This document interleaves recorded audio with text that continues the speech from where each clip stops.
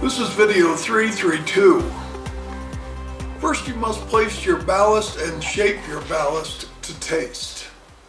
I use a mix of ballast stones. I mix several colors, predominantly gray plus pink and black. I also mix fine and medium together. I do this because real ballast is an engineered formula of sharply faceted and broken stone of various sizes. Sometimes the ballast will be mixed with more than one kind of stone and have color variations. If you want to learn more about the science of ballast, and it is a science, you can find many white papers online about the subject from a variety of sources. I studied actual ballast in the field on a nearby BNSF railway line. That's the Burlington Northern Santa Fe, if you want to search for it. I did a scatter chart to prove to myself that what I had read was true nearby. To get the ballast off the sleepers, or ties, you can drag a stick.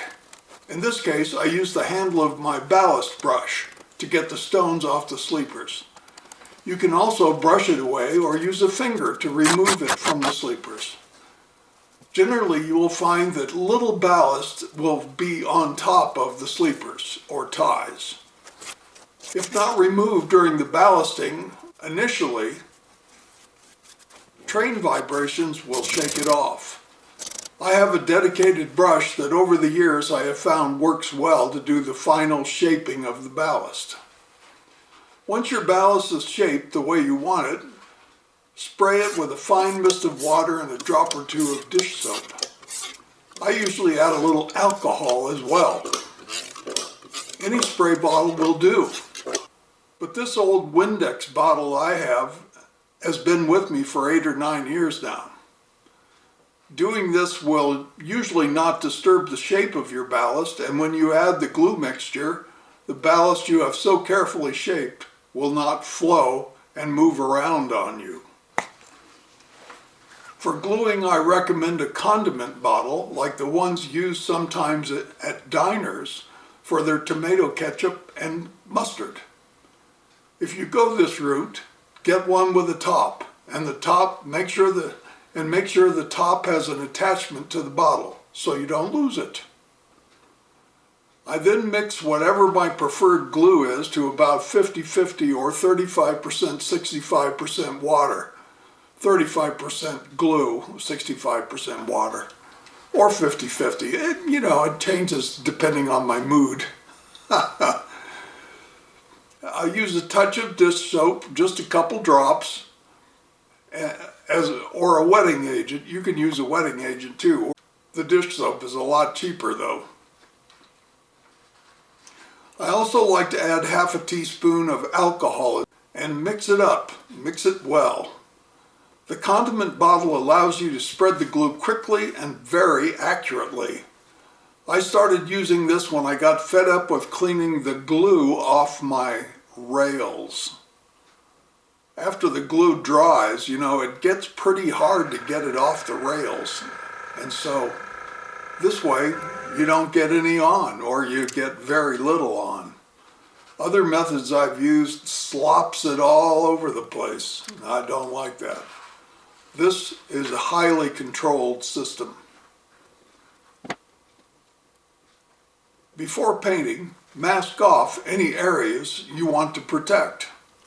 I use Tamiya, red, brown, black, and neutral gray for the rails. For the sleepers, I'm using neutral gray and NATO black mixed together. I will probably come back and do more sleeper painting to individualize them later on. This is just rail weathering and a base coat for the sleepers. I want the rails and their fasteners to be slightly rusty, not crazy rusty, and the sleepers to be dark gray. I will take it from there once I'm done, and I will come back with a brush and a number of different color paints and individualize.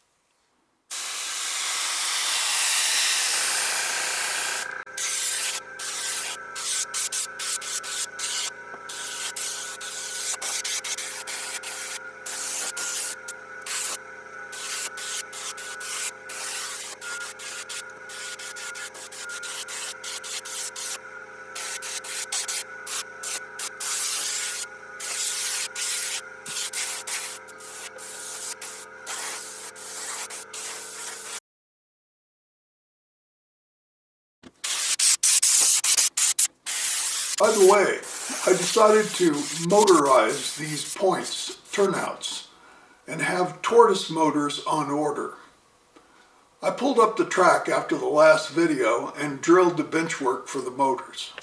I should have done it before I glued down the track, but I didn't think of it then. This will make installation quick and straightforward. Circuitron provides a template, as do all point motor manufacturers, all switch motor manufacturers, but Circuitron provides a template for drilling the actuator holes and the screws that hold the tortoise motor up under the table. I drill down from the top and install the screws from the bottom. Works fine.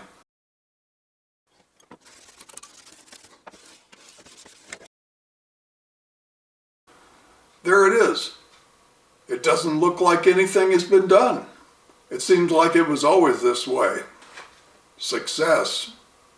Thanks for watching. If you're not subscribed, please subscribe. And give me the old thumbs up, would you? Thanks a lot. See you next time. Bye from Farland.